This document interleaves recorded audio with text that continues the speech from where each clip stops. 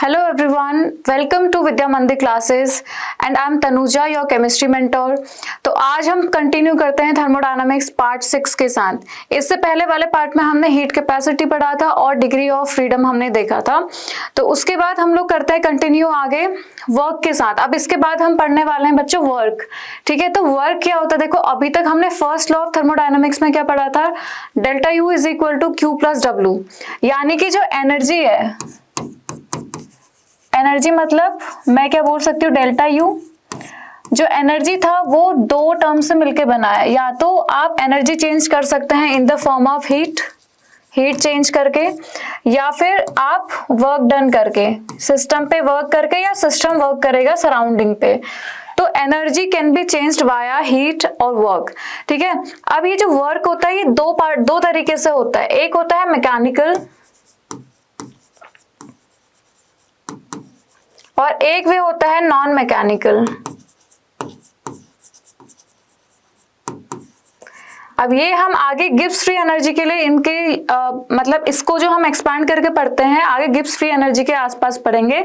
अभी बस आप इतना समझिए कि वर्क क्या है। वर्क है mathematically way of energy transfer. ठीक है, energy transfer between system and surrounding. तो जो एनर्जी ट्रांसफर हो रहा है किसमें, बिटवीन सिस्टम और सराउंडिंग में, तो वो किसमें चेंज हो जाता है, वर्क में। ठीक है, in the form of work भी हो सकता है और हीट भी हो सकता है, जैसे मैंने इसमें बताया आपको। तो अब वर्क का आपको यूज पढ़ना है कि इस तरीके से हम कैसे पढ़ेंगे जब हम लोग एनर्जी चेंज कर रहे हैं by doing work on the system और ऑन द सराउंडिंग। ठीक है, तो इसके लिए हमारे पास एक डेरिवेशन आता है। देखिए, मान लीजिए मेरे पास एक कंटेनर है,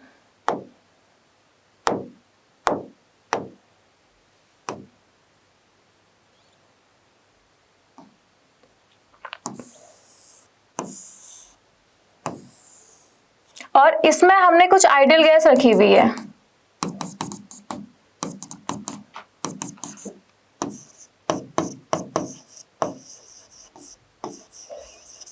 ये मेरी कुछ आइडियल गैस इसमें रखी हुई है इस कंटेनर में। ऊपर से एक पिस्टन था,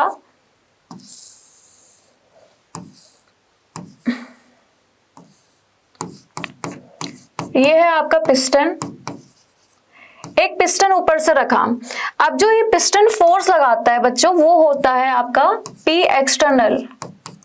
ये एक्सटर्नल फोर्स लगाता है, और जो ये गैस फोर्स लगाती है ऊपर की तरफ को उसको हम बोलते हैं पी इंटरनल। अगर पी एक्सटर्नल ज्यादा है पी इंटरनल से तो ऑब्वियस बात है कंप्रेशन होगा, क्योंकि ऊपर से फोर्स ज्यादा लग रहा है, प्रेशर ज्यादा लग रहा है।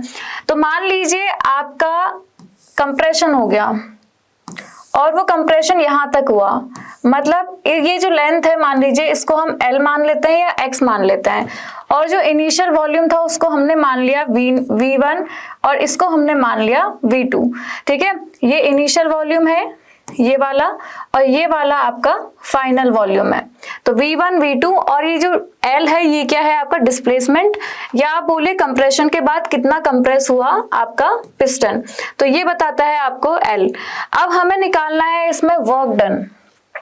तो देखिए सिंपल सा तरीका है, प्रेशर इज इक्वल टू क्या होता है, फोर्स पर यूनिट एरिया या force acting per unit area, और W इज इक्वल टू हमारे पास एक फॉर्मूला होता है फोर्स इंटू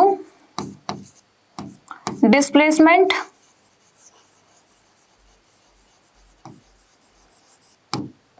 अब यहां से मेरे पास एक रिलेशन आ सकता है, force is equal to P into A. ठीक है, और यहाँ पे P एक्सटर्नल काम कर रहा है तो P एक्सटर्नल हम लिख लेंगे। तो मेरे पास फोर्स इज इक्वल टू क्या आ जाएगा, इसकी जगह पे क्या आ जाएगा, P एक्सटर्नल इंटू ए, और आपके पास डिस्प्लेसमेंट क्या है L। तो A इंटू एल मतलब एरिया इंटू लेंथ, ये क्या है वॉल्यूम, चेंज इन वॉल्यूम। ठीक है, वॉल्यूम का डायमेंशन है ये, तो P external into delta V। तो आपके पास एक एक्सप्रेशन आ गया W is equal to P external delta V, या आप इसको बोलते हो PV प्रेशर वॉल्यूम वर्क। इसको आप एक और चीज बोलते हैं प्रेशर वॉल्यूम वर्क। ठीक है, अब हमारे पास इसके दो केस बनते हैं। पहला केस होता है मेरे पास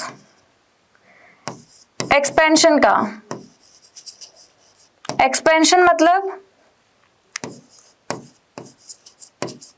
work done by the system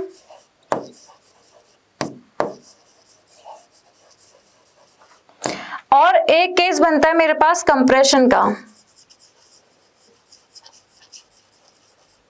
compression का मतलब होता है बच्चों work done on the system.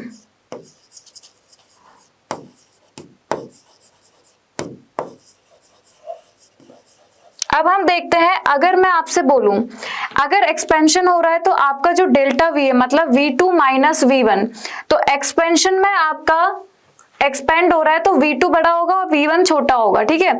तो अगर work done by the system आता है तो W इज इक्वल टू इसका जो साइन होता है वो होता है minus P external delta V, और कंप्रेशन में जो साइन होता है वो आता है W इज इक्वल टू, क्योंकि work done on the system, मैंने आपको एक चीज बताई थी, अगर ये आपके पास सिस्टम है, अगर work done on the system है तो ये होता है पॉजिटिव, और work done by the system है तो ये क्या होता है नेगेटिव, है ना। तो यही हमने यहाँ पे यूज किया है, तो ये हो जाएगा P external delta V, but ये प्लस में आ जाएगा। तो ये दो केस आते हैं हमारे पास।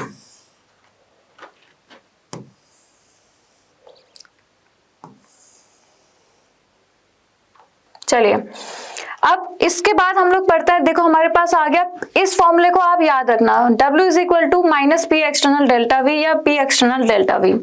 अब इसके बाद हम देखते हैं calculation of work in different types of process. अलग अलग टाइप के प्रोसेस है हमारे पास, आइसोथर्मल, आइसोबैरिक, एडियाबैटिक, आइसोकोरिक, ये सारी प्रोसेस हैं। तो आइसोथर्मल प्रोसेस या आइसोथर्मल वर्क हम कब बोलेंगे, जब आपका टेम्परेचर जो होता है इसमें क्या होता है कांस्टेंट, यानी कि delta T is equal to क्या हो जाएगा 0। अगर डेल्टा T 0 है या टेम्परेचर कांस्टेंट है तो आपके पास डेल्टा U क्या हो जाएगा 0, है ना। अब यहां से आपके पास एक रिलेशन आता है from first law of thermodynamics, first law of thermodynamics, ये क्या है delta U is equal to Q plus W। तो यहां से मेरे पास Q इज इक्वल टू क्या आ जाएगा, ये तो मेरा 0 हो गया, तो Q इज इक्वल टू क्या आ जाएगा माइनस W, ठीक है। अब Q इज इक्वल टू मेरा आ जाता है यहां से माइनस W। तो इस चीज को आप याद रखिए कि ये कैसे आया है, ठीक है। अब देखिए मेरे पास इसमें अलग अलग केस बनते हैं। पहला है irreversible isothermal work. Irreversible isothermal work क्या होगा,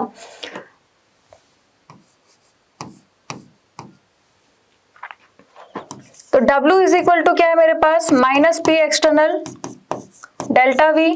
अब डेल्टा V की जगह हम क्या रख सकते हैं minus P external V2 minus V1, है ना। W is equal to minus P external V2 minus V1, ये हम रख सकते हैं इसमें। अब इस फॉर्मूले को हमको यूज करना है इरिवर्सिबल आइसोथर्मल वर्क के लिए, ठीक है। अब ये तो हमारे पास हो गया पहला केस। दूसरा केस हमारे पास आता है रिवर्सिबल आइसोथर्मल वर्क। अब रिवर्सिबल आइसोथर्मल वर्क क्या है, देखिए रिवर्सिबल प्रोसेस क्या होती है पहले तो वो देखिए। आपके पास एक पिस्टन है, यहाँ पे इसमें कुछ गैस है, आइडियल गैस है इसमें। अगर मान लो मेरे पास जो पिस्टन था और जो ऊपर से प्रेशर लगता है वो क्या होता है P एक्सटर्नल, और जो अंदर से प्रेशर लगता है ये क्या होता है P इंटरनल। अगर मेरा P एक्सटर्नल ज्यादा है, काफी ज्यादा है, या P इंटरनल काफी ज्यादा है, तो मेरा जो प्रोसेस होती है वो एक ही बार में हो जाती है, या आप बोलिए इरिवर्सिबल प्रोसेस होती है। But at the same time अगर जो ऊपर से मेरा जो प्रेशर लग रहा है वो बहुत थोड़ा थोड़ा करके बढ़ रहा है, जैसे हमने एक एग्जांपल लिया था जब हम रिवर्सिबल और इरिवर्सिबल प्रोसेस पढ़ रहे थे। तो इरिवर्सिबल में मान लीजिए मैंने इसके ऊपर से ईंट रख दिया, बहुत हैवी मास रख दिया, यहाँ पे मैं बहुत हैवी मास रख देती हूँ बहुत ज्यादा, तो ये क्या हो जाएगा कंप्रेस हो जाएगा। अगर मैंने ये तो हो गया इरिवर्सिबल जो कि आप रिवर्स नहीं कर सकते और ये वन स्टेप प्रोसेस होता है। बाकी अगर देखो दूसरा केस है, अगर मैं बहुत थोड़ा सा मास रखा, मान लीजिए मैंने सैंड के पार्टिकल रख दिए, फिर मैंने थोड़ा और बढ़ाया, फिर मैंने थोड़ा थोड़ा करके और बढ़ाया, तो ये क्या होता है ये हो जाते हैं रिवर्सिबल प्रोसेस, मतलब हर स्टेप पे आपको इक्विलिब्रियम मिलता है। और जो P एक्सटर्नल है और P इंटरनल के बीच में जो रिलेशन होता है ना वो ये होता है, देखो P external is equal to P internal plus minus dP। dP का मतलब होता है वेरी स्मॉल चेंज, इसमें बहुत कम चेंज आ रहा है इसीलिए मैंने प्लस माइनस dP लिखा है। तो ये जो प्रोसेस होती है ये कौन सी होती है? रिवर्सिबल। इरिवर्सिबल प्रोसेस क्या आती है? One step process. ये वाली होती है आपका मल्टी स्टेप प्रोसेस।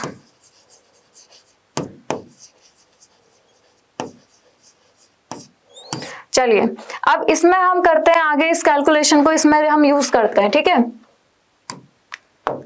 मेरा यहाँ पे मेरे को W इज इक्वल टू, मेरे पास एक रिलेशन है P एक्सटर्नल डेल्टा V, ये मेरे पास रिलेशन है। अब मेरे को यहाँ पे क्या करना है, या मैं इसको लिख सकती हूँ W is equal to minus P external dV। अब मेरे पास एक रिलेशन है ये वाला, P एक्सटर्नल की जगह मैं ये लिख दूं। ठीक है, तो ये हो जाएगा W is equal to minus P internal plus minus dP into dV। अब हम लोग क्या करते हैं ना, यहाँ पे हमें अब इंटीग्रेट करना पड़ेगा। बहुत छोटी छोटी क्वांटिटी का जब हमें सम करना होता है तो we have to integrate all the quantities. अब हम लोग यहाँ पे करेंगे integration, P internal dV limit हो जाएगी V1 से V2 minus plus minus dP dV V1 से V2। ये जो क्वांटिटी होती है बहुत छोटी होती है, वेरी वेरी स्मॉल, इसलिए इट कैन बी नेग्लेक्टेड।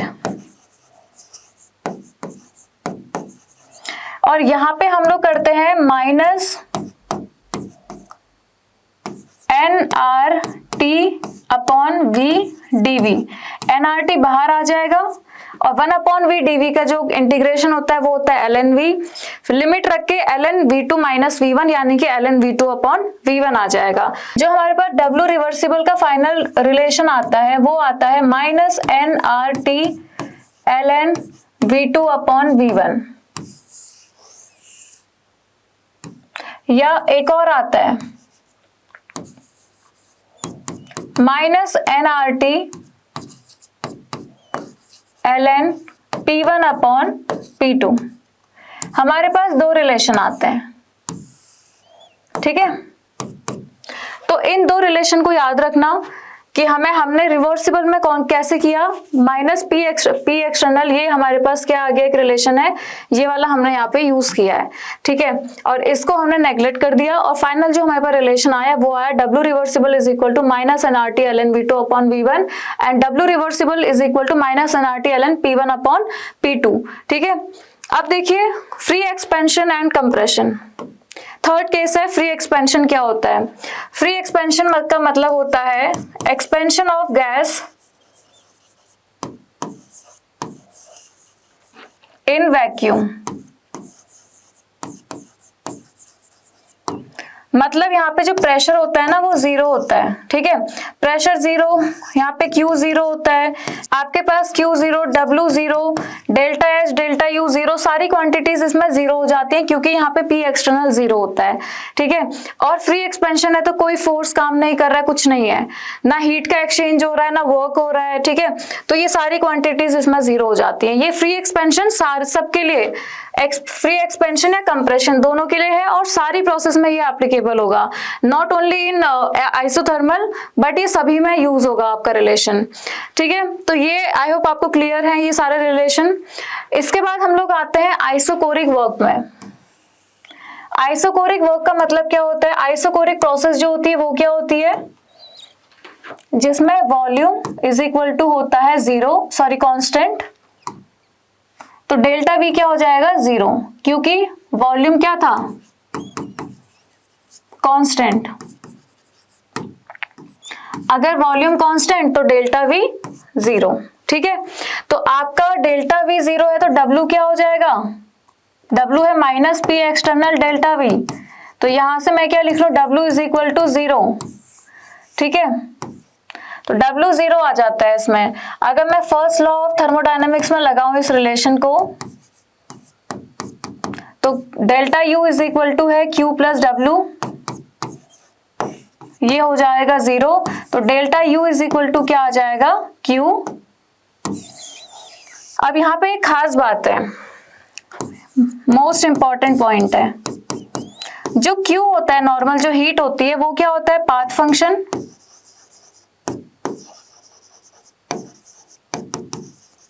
लेकिन ये वाला जो हीट है delta U is equal to Q जो आया, ये वाला जो हीट आता है ये क्या हो जाता है, स्टेट फंक्शन।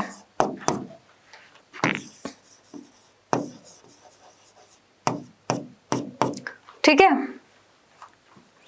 तो ये था आपका आइसोकोरिक वर्क में, ये चीज आप लोग देख लेना कैसे करना है। अगला आपका आता है एडियाबैटिक वर्क। देखिए एडियाबैटिक क्या होता है, जब आपका इंसुलेटर कंटेनर होगा। एडियाबैटिक का मतलब होता है no exchange of heat.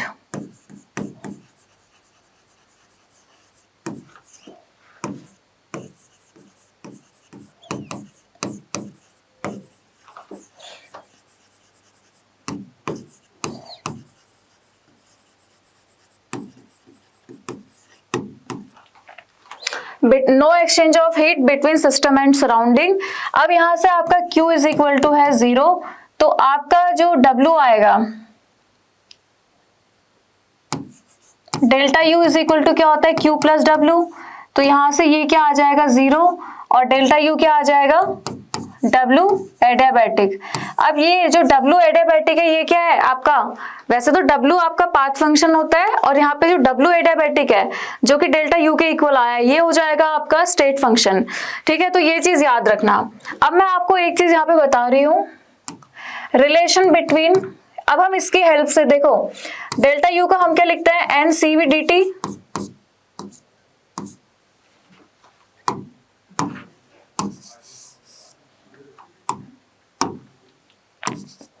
NCV/dt लिखा जाता है, और W को हम क्या लिखते हैं, -P एक्सटर्नल dV।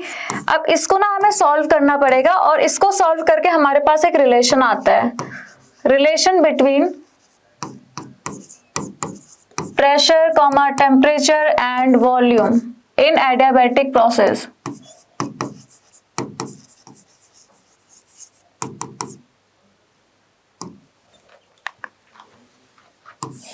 क्या क्या रिलेशन है, देखो पहला वाला है PV की power gamma is equal to constant. Second relation है VT, V की पावर हो जाएगा gamma -1 is equal to constant.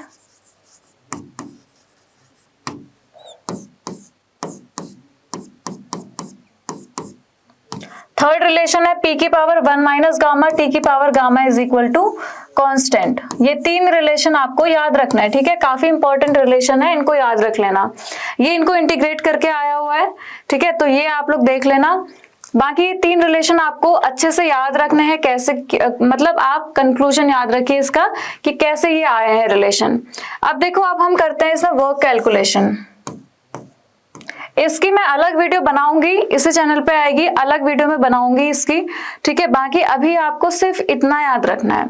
अगला है work calculation. Case 1 irreversible process. Irreversible process में यही हो जाएगा आपको, जो delta U is equal to क्या आया, W एडियाबैटिक, ठीक है, डेल्टा U क्या हो जाता है, NCV/dt, और W एडियाबैटिक क्या हो जाएगा, -P external V2 minus V1, या आप इसको लिख सकते हो -P एक्सटर्नल nRT2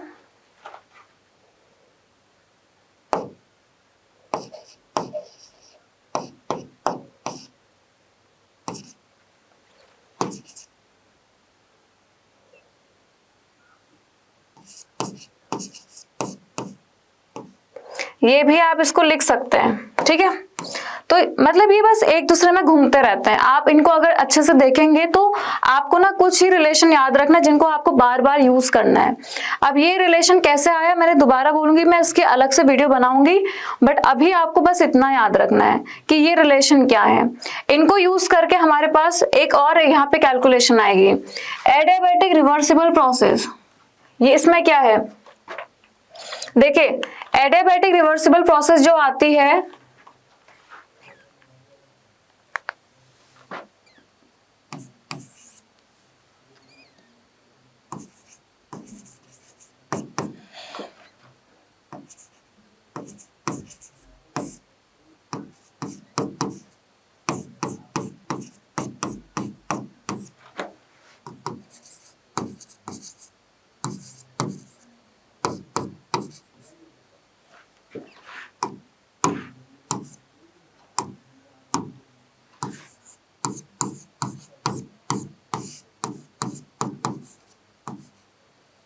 ये दो रिलेशन है आपके पास। एडियाबैटिक प्रोसेस में पूरी एक वीडियो अलग से बनेगी, ठीक है। अभी आप लोग बस इतना ही याद रखिए कि कैसे हमारे पास ये तीन रिलेशन आए, और इरिवर्सिबल प्रोसेस में तो नॉर्मल रहता है आपका, लेकिन रिवर्सिबल प्रोसेस में क्या हो जाएगा, आपके पास दो रिलेशन आते हैं। मतलब मैंने इसी को चेंज किया है, NRT PV is equal to NRT में मैंने रख दिया, तो आपके पास इसमें दो रिलेशन आ गए। अब ये दो रिलेशन आपको अच्छे से देखना है, अच्छे से याद करने हैं। अगली वाली वीडियो में हम लोग करेंगे जो इस पे बेस्ड एक वीडियो आएगी, उसमें इसका पूरा एक्सप्लेनेशन होगा और इसके कुछ क्वेश्चंस कराएंगे, ठीक है। अभी के लिए इतना याद कर लो बस। नेक्स्ट आपका आता है बच्चों आइसोकोरिक प्रोसेस। आइसोकोरिक मतलब क्या होता है, आइसोकोर मतलब होता है जहां पे आपका वॉल्यूम क्या होगा, कांस्टेंट होगा, है ना। अगली है आपकी आइसोबैरिक। आइसोबैरिक मतलब होता है जहां पे प्रेशर आपका कांस्टेंट होता है, यानी कि जो डेल्टा पी होगा तो वो क्या हो जाएगा, 0। लेकिन यहाँ पे डेल्टा पी से तो काम ही नहीं है। W is equal to minus P external delta V. अब जो P एक्सटर्नल है ये क्या आपका कांस्टेंट है, तो ये तो सेम ही रहने वाला है। W is equal to minus P external delta V, ये आपकी नॉर्मल प्रोसेस आ जाएगी, ठीक है। इसी में आपको रखना है इसमें, या आप कर सकते हैं इसको minus P external V2 minus V1, इस तरीके से आप इसको लिख सकते हैं, ठीक है। तो इतना आपको वर्क कैलकुलेशन में देखना है। देखिए अभी तक हमने क्या क्या देखा, एक बार रिकैप ले लेते हैं। स्टार्ट हमने किया था वर्क से, है ना। वर्क क्या होता है, अगर हम एनर्जी ट्रांसफर कराते हैं वाया हीट और वर्क, तो वर्क दो तरीके से डिवाइड होता है, मैकेनिकल और नॉन मैकेनिकल, ठीक है। इसमें हमने वर्क को क्या, पीवी वर्क इसको हम बोलते हैं, मतलब it is a mathematical way of energy transfer between system and surrounding, ठीक है। आपके पास एक कंटेनर था, इसमें आपने P एक्सटर्नल लगाया तो इसमें कुछ डिस्प्लेसमेंट हुआ कि P एक्सटर्नल क्योंकि आपका ज्यादा था तो इसमें डिस्प्लेसमेंट हो गया, और ये थी आपकी आइडियल गैस। तो मैंने एक फॉर्मूला लगाया सिंपल सा, W is equal to force into displacement, force is equal to है प्रेशर इंटू एरिया। अब एरिया इंटू जो लेंथ है ये आपको देता है वॉल्यूम, तो यहाँ से आपके पास रिलेशन आ गया W is equal to P external delta V। Sign convention के लिए, मतलब जो हम साइन कन्वेंशन के लिए फॉलो करते हैं वो हम लोग ये वाले रिलेशन फॉलो करते हैं ताकि कंफ्यूजन ना हो। तो अगर मैं work done by the system बोलूं तो ये क्या हो जाएगा, W is equal to minus P external delta V, ठीक है। और मैं work done on the system बोलूं तो ये क्या हो जाएगा, W is equal to plus P external delta V। इतना सा है। देन हमने पढ़ा था अलग अलग प्रोसेस में, आइसोथर्मल में क्या था आपका डेल्टा U 0, तो Q is equal to minus W। मतलब इसका मतलब क्या है, that is heat given to the system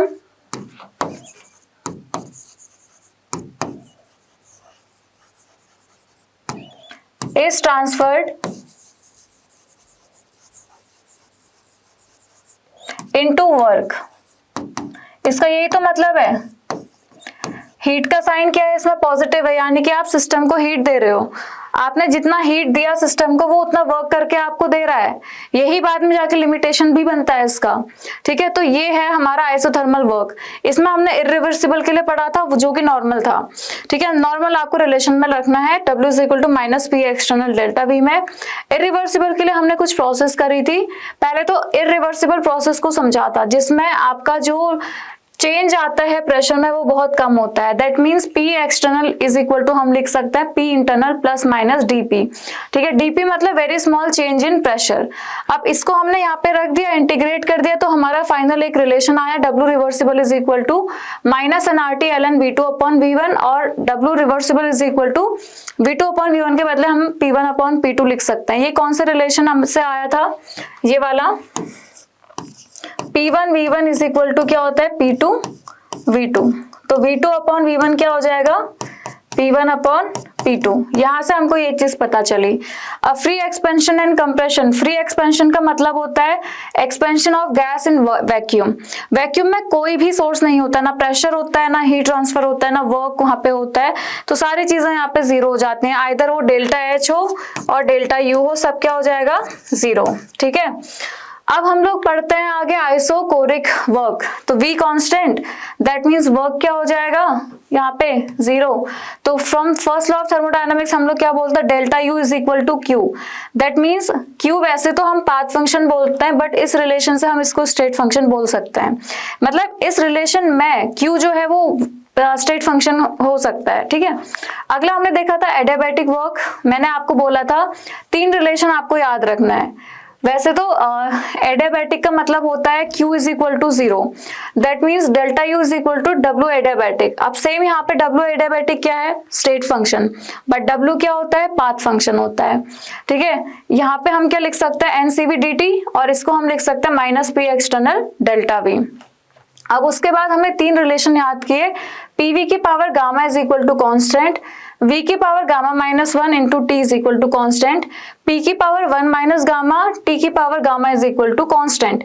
तो ये 3 रिलेशन आपको याद रखने हैं। उसके बाद हमने वर्क कैलकुलेशन किया इरिवर्सिबल प्रोसेस के लिए, जिसमें हमने नॉर्मल कैलकुलेशन करी है। अगला हमने एडियाबैटिक रिवर्सिबल प्रोसेस हमने देखा। इसमें आपको 2 जो फाइनल रिलेशन है वो याद करना है।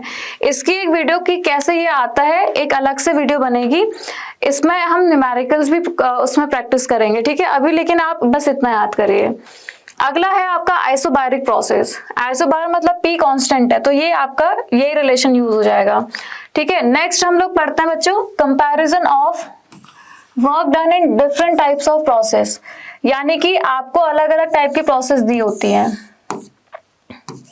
प्रेशर और वॉल्यूम वर्क क्या होता है, प्रेशर वॉल्यूम वर्क होता है ना। वर्क को हम पीवी वर्क भी तो बोलते हैं, या ग्राफ अंडर पीवी कर्व भी तो बोलते हैं। तो वर्क को हम क्या बोलते हैं, वर्क। अगर मैं वर्क को डिफाइन करूं तो इसको हम बोलते हैं ग्राफ अंडर पीवी कर्व, ठीक है। चलिए अब देखते हैं, हमारे पास पहली प्रोसेस है आइसोकोरिक। आइसोकोरिक का ग्राफ कैसे होगा, ऐसे, जिसमें वॉल्यूम कांस्टेंट है। आइसोबारिक का ग्राफ कैसे होगा, ऐसे। अब आता है आइसोथर्मल और एडियाबैटिक। आइसोथर्मल होता है, आइसोथर्मल का रिलेशन क्या होता है, PV is equal to constant. P और V के बीच में रिलेशन आता है PV is equal to constant. Second है एडियाबैटिक। एडियाबैटिक में रिलेशन क्या आता है, PV की power gamma is equal to constant. तो इसका ज्यादा स्लोप होना चाहिए, है ना, एडियाबैटिक का। इस रिलेशन में आप रखोगे तो एडियाबैटिक का ज्यादा स्लोप होना चाहिए। तो एक ऐसा बनेगा, दूसरा भी ऐसा बनेगा। तो ये हो जाएगा आपका, ये वाली कौन सी प्रोसेस है, ये वाली प्रोसेस है आपकी आइसोबैरिक।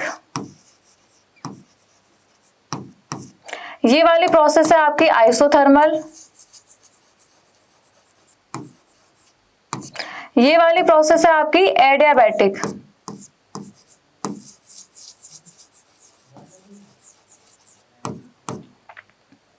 और ये वाली कौन सी है, आइसोकोरिक।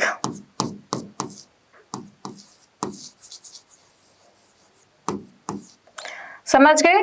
तो आप एरिया अंडर पीवी कर्व के बेसिस पे क्या बोलते हैं, देखो वर्क डन का ऑर्डर क्या हो जाएगा, एरिया अंडर पीवी कर्व किसमें मैक्सिमम है, आइसोबैरिक में। तो आइसोबैरिक में आपको सबसे ज्यादा काम करना पड़ेगा। देन उसके बाद आइसोथर्मल, आप ऐसे लिख सकते हो W of isothermal, W of isobaric. फिर उसके बाद W of adiabatic,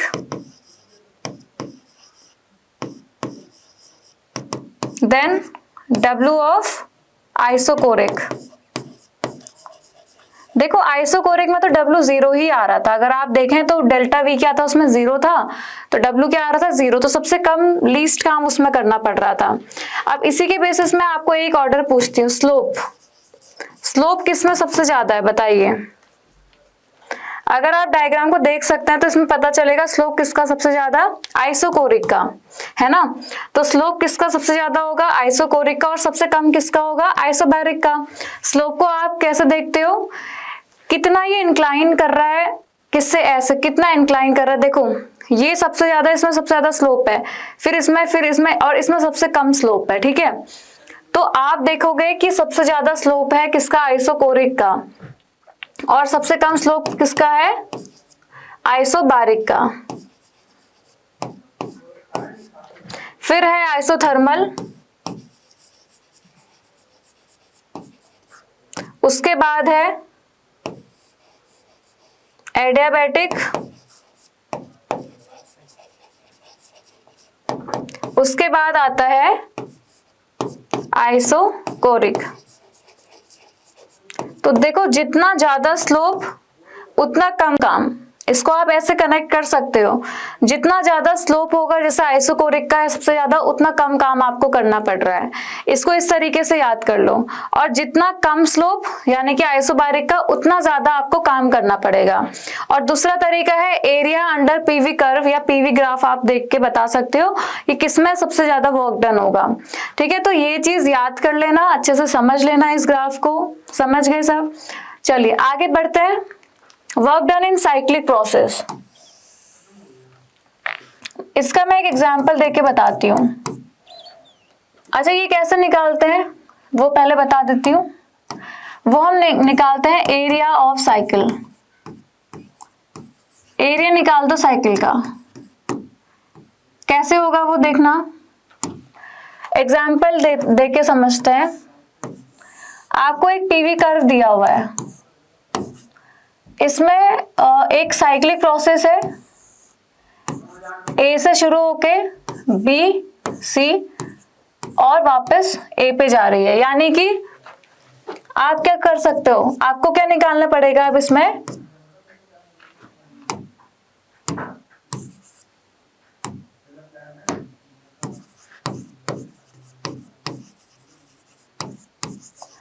work done of A B सी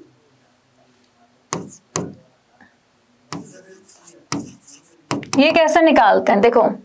तो आप निकालेंगे एरिया ऑफ ट्राइंगल, ये जो साइकिल दी हुई है क्या है, एरिया ऑफ ट्राइंगल है, ठीक है। तो आप निकालो area of triangle. Area of triangle क्या होता है, 1/2। अच्छा एक चीज और, यहाँ पे आपको दिया है कुछ वैल्यूज, ये है P1, ये है P2 और ये है आपका V1 और ये वाला पॉइंट है V2, ठीक है। अब हम देखते हैं 1/2 इंटू, अब ट्राइंगल का एरिया क्या होता है, 1/2 बेस इंटू हाइट होता है। तो बेस कितना है, ये इतना है, यानी कि V2 minus V1, V2 minus V1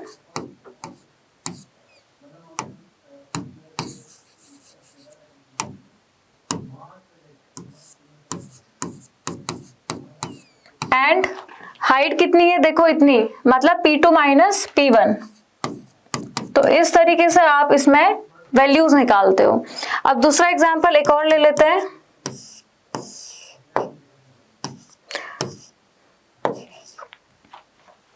आपको मान लीजिए एक सर्कल दिया है, ठीक है, एक सर्कल दिया है और कुछ वैल्यूज यहां पे गिवन है।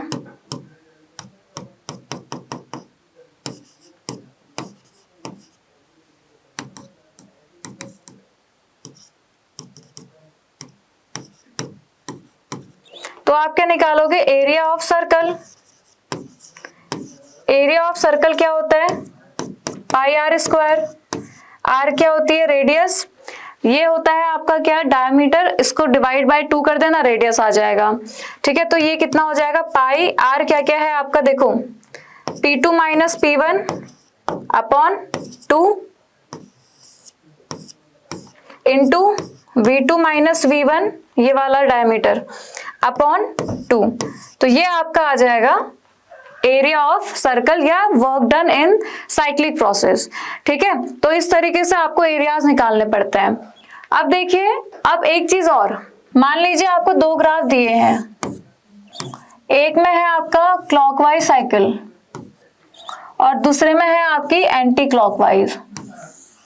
एंटी क्लॉक कैसे हो जाएगी, ऐसे, यह है एंटी क्लॉकवाइज और ये वाला है आपका क्लॉकवाइज।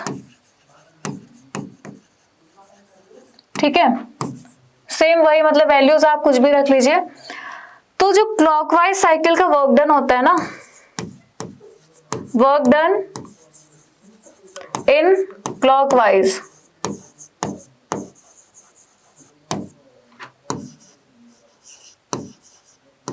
ये होता है आपका नेगेटिव,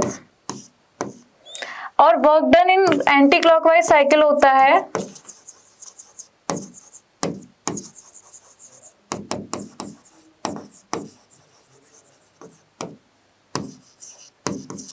ये निकल के आता है बच्चे पॉजिटिव। ऐसा इसीलिए बोलते हैं क्योंकि that is work done by the system. इससे हम ये कंक्लूड कर सकते हैं, ठीक है। और हम इसमें क्या लिख सकते हैं, दैट इज वर्क डन